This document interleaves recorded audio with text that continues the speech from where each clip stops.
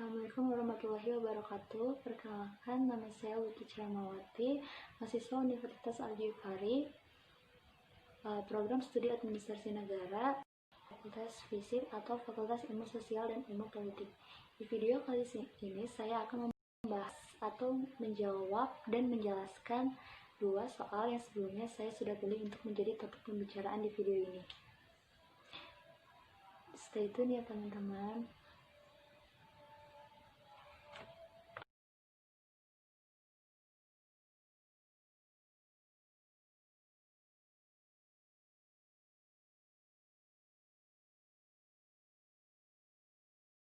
Satu, menyebutkan dasar hukum masing-masing bahasa Indonesia sebagai bahasa nasional dan sebagai bahasa resmi. Dasar-dasar hukum yang menyatakan bahwa bahasa Indonesia sebagai bahasa nasional yaitu tercantum dalam Sumpah Pemuda di bait ketiga, di mana menyatakan kami putra dan putri Indonesia menjunjung bahasa persatuan bahasa Indonesia. Dapat kita pahami dengan jelas bahwa dengan lengkap bahasa Indonesia berkedudukan sebagai lambang identitas kebangsaan Indonesia, menjadi lambang kebanggaan bangsa Indonesia, dan juga sebagai alat pemersatu bahasa, di mana di Indonesia terdapat bahasa-bahasa di setiap daerahnya, sehingga bahasa Indonesia menjadi bahasa pemersatu di wilayah Indonesia atau di negara Indonesia itu sendiri. Kemudian yang kedua yaitu menyatakan bahwa bangsa Indonesia sebagai bahasa resmi, yaitu tertuai dalam Undang-Undang 1945, di mana disahkannya setelah teks proklamasi dibacakan, yaitu pada tanggal 18 Agustus 1945, yaitu pada pasal 36 bab 15, di mana berbunyi bahasa negara ialah bahasa Indonesia. Dapat kita pahami dengan jelas bahwa kedudukan bahasa Indonesia sendiri yaitu menjadi resmi, bahasa yang digunakan pada setiap administrasi di negara. Kemudian bahasa Indonesia sebagai alat pengantar pendidikan, di mana sudah diajarkannya pada tingkat pendidikan sejak TK sampai ke perguruan tinggi.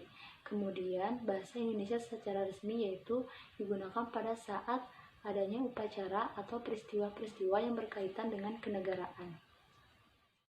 2. Menjelaskan peranan dua tokoh bahasa penting dari abad ke-19 dalam kaitannya dengan pengembangan bahasa Melayu.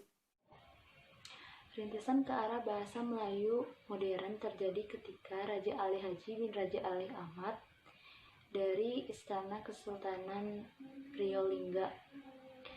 Beliau termasuk ulama, sastrawan, dan juga pujangga yang berasal dari keturunan Bugis dan Melayu. Secara sistematis, beliau menyusun kamus Eka Bahasa, atau bisa disebut dengan Kitab Pengetahuan Bahasa, yang terdiri dari Johor, Lingga Penggal yang utama, Pahang Riau, dan juga yang keempat, Kamus Logat Melayu, di mana mulai berkembangnya pada saat adanya sarjana-sarjana yang berasal dari negara Belanda dan juga negara Inggris, yang secara sistematis mereka mulai mempelajari karena mereka merasa adanya kepentingan pada saat melakukan administrasi. Dan bahasa Melayu modern mulai berkembang pada saat paruh kedua abad ke-19. Cirinya penggunaan alfabet Latin. Yang kedua, mulai banyaknya masuknya kata-kata yang berasal dari Eropa. Yang ketiga, pengajaran bahasa Melayu ke sekolah-sekolah yang terjadi pada awal abad ke-20 yang membuat semakin populernya bahasa ini. Tokoh kedua yang berperan penting dalam pembinaan dan perkembangan bahasa Melayu dari abad ke-19 yaitu Charles Adrian van Ophuijsen, atau dikenal dengan Van Ophuijsen. Beliau adalah seorang Belanda yang gemar mempelajari bahasa dari suku bahasa yang ada di Hindia Belanda. Beliau juga penyusun ejaan bahasa Melayu dengan bahasa Latin di penggunaannya di Hindia Belanda. Kemudian beliau juga menyunting buku-buku yang diterbitkan oleh Balai Pustaka. Dalam masa 20 tahun, Beliau menerbitkan buku yang berjudul Bahasa Van op Joybsen, di mana dikenal dengan luas, populer di kalangan pribumi sehingga dianggap sebagai bahasa kebangsaan Indonesia. Dan puncaknya pada tanggal 28 Oktober 1928, yaitu pada saat Kongres Pemuda kedua, dinyatakan dengan jelas bahwa menjunjung bahasa persatuan, yaitu bahasa Indonesia. Dan di saat itulah bahasa Melayu dinobatkan sebagai bahasa Indonesia.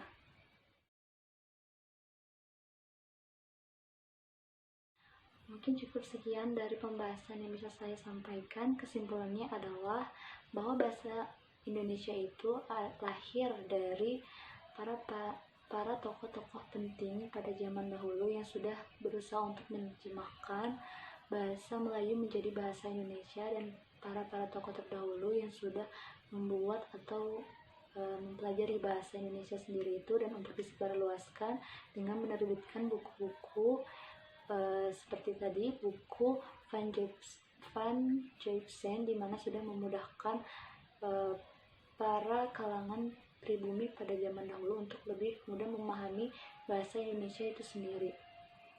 Dan untuk bahasa Indonesia sendiri, yaitu bukan hanya bahasa sekedar yang tidak memiliki dasar undang-undangnya, melainkan sudah tercantum tadi dalam undang-undang bahwa bahasa Indonesia adalah sebagai bahasa resmi dan juga bahasa nasional. Oleh karena itu, kita patut menggunakan bahasa Indonesia dengan baik dan benar.